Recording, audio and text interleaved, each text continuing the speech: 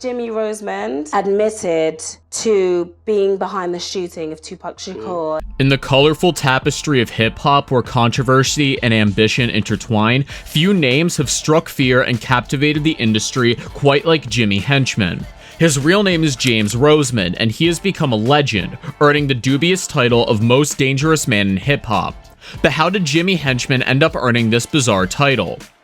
Let's first talk about his origins and where he comes from, since that's where every story begins. People have taken henchman to mean different things.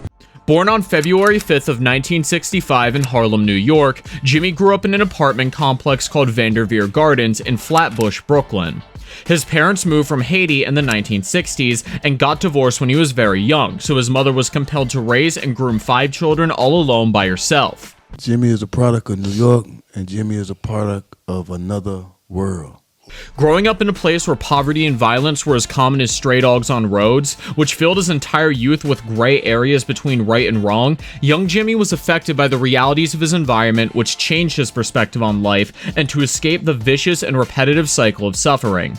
Very much passionate about people he messed with, very much passionate about how he get his money. Jimmy's new resilience and resourcefulness were put to the test as he struggled to adapt to a new culture, navigate strange neighborhoods, and search for his place in a city noted for the grimy urban landscape.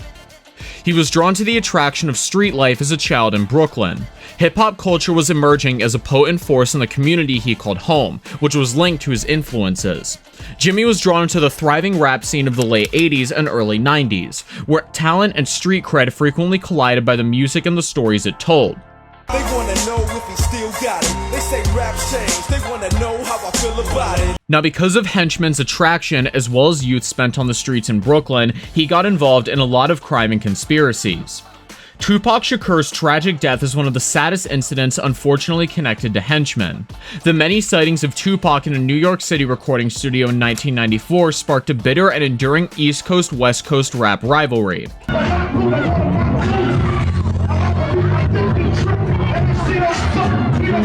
Although Henchman insists he had nothing to do with the shooting, he had been linked to the rumors that he knew Tupac's killers. Because of the mystery surrounding the incident, Jimmy Henchman will always be associated with one of hip-hop's most sinister errors and tragic deaths. The real reason why Jimmy Henchman made headlines back in the day was because of his notable feud with 50 Cent. Let's go back to the beginning to see how it all started. I don't like James Cruz. Why? I saw his interview too. Yeah, I don't like him.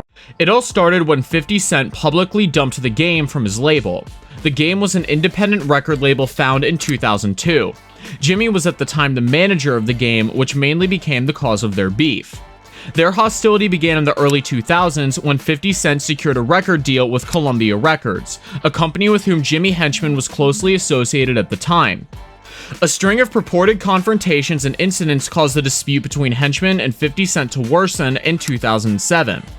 When 50 Cent publicly dropped The Game from his label live on air on Hot 97 in 2005, the very public rivalry between James "Jimmy Henchman" Rosemond and the G-Unit camp of 50 Cent began. At the time, Jimmy oversaw The Game and went to the New York radio station to talk with 50 Cent in person. Their talk allegedly went south. Shots were fired after an argument broke out between them, and several violent incidents happened in the years that followed. Henchman and them niggas supposed to come through, and I guess they gun jammed, but we had God on that side. Another notable escalation occurred in 2007, when Rosemond's 14-year-old son was jumped by Tony Yayo and Lodi Mac Fletcher, who were both affiliates of 50 Cent. From there, Rosemond became progressively more violent, and Yayo said things came to a head when 50 Cent and Akon were filming the music video for their 2007 single, I'll Still Kill. No, you ain't mad, I done came up. And if you are, you, 'cause I ain't changed up. It's commonly known that Henchman and his friends were responsible for the shooting in 2007 that left 50 Cent wounded 9 times. It's crucial to remember that Henchman has denied being involved in the shooting, and he was never arrested or sentenced over it. Never even knew about it, had nothing to do with it. After the incident, hostilities between Henchman and 50 Cent grew more intense. Through diss recordings, interviews, and numerous court fights, the conflict was made public. The intensity of their antagonism was increased as both parties traded insults and waged a verbal battle without an end. Shit myself, bet I get it done. Shit on my nigga, you shit on me. We are one. When Henchman was charged with planning a murder-for-hire scheme against 50 Cent's associate, Lowell Lodi Mac Fletcher, in 2009, the tension between the two men erupted beyond measure. Henchman would ultimately be found guilty of participating in the plot in 2012 and given a life sentence. Initially, Henchman's trial ended in a deadlock among the jury members, but he was found guilty of murder for hire in 2014 and given a life sentence the following year for planning Fletcher's demise in 2009. A judge concluded in 2016 that a fresh trial should be held since the second court case was unfair even if the outcome remained the same. You know, and I know my father, and anybody know my father. He got a great heart, you know, he's a great person. The U.S. Attorney's Office of Southern District of New York confirmed the sentencing and issued a press release. James Rosemond's thirst for revenge following the assault of his son left 32-year-old Lowell Fletcher dead on a dark Bronx street. Our office has fought for justice for Fletcher's family for more than 4 years and through 3 jury trials. Now, Rosemond's fate has been sealed and he has been sentenced to spend the rest of his life in prison for this crime. Man, I want to apologize to those that I let down. Also, according to Loretta E. Lynch, the United States Attorney for the Eastern District of New York, Jimmy Rosemond's carefully cultivated persona as a music magnate was only a cover for the real Jimmy Rosemond, who was nothing but a thug in a suit. According to the presiding judge, John Gleason, Rosemond's offenses were astonishing in their breadth, duration, and intensity, so much so that even if it had not been necessary by law, he would have received a life sentence. This shows that Jimmy, partly because of his street life and partly because of violence embedded in his veins, ended up becoming a danger to society. He called me and was like, yo, Gip, somebody owe me some money. Okay, and I'm gonna get it done. Back when Trump was still in power, Henchman's legal representatives reportedly worked hard to get the music manager freed from prison, and Trump actually seemed down, agreeing to commute his sentence during a phone call. But Trump is long gone from the White House, and Henchman remains behind bars. His lawyers are arguing that because of Trump's command, he should be let out as soon as possible. Rosemond's freedom was a topic of discussion when NFL star Jim Brown and his wife Monique Brown visited the former president when they said Trump commuted him. The couple submitted sworn court declarations sharing that Trump looked at everything and said he'd be home by late 2021. Rosemond's name was not on the list of people Trump had decided to pardon at the end of his presidency. You know, I'm just disappointed that, you know, these lies that they had on him, you know.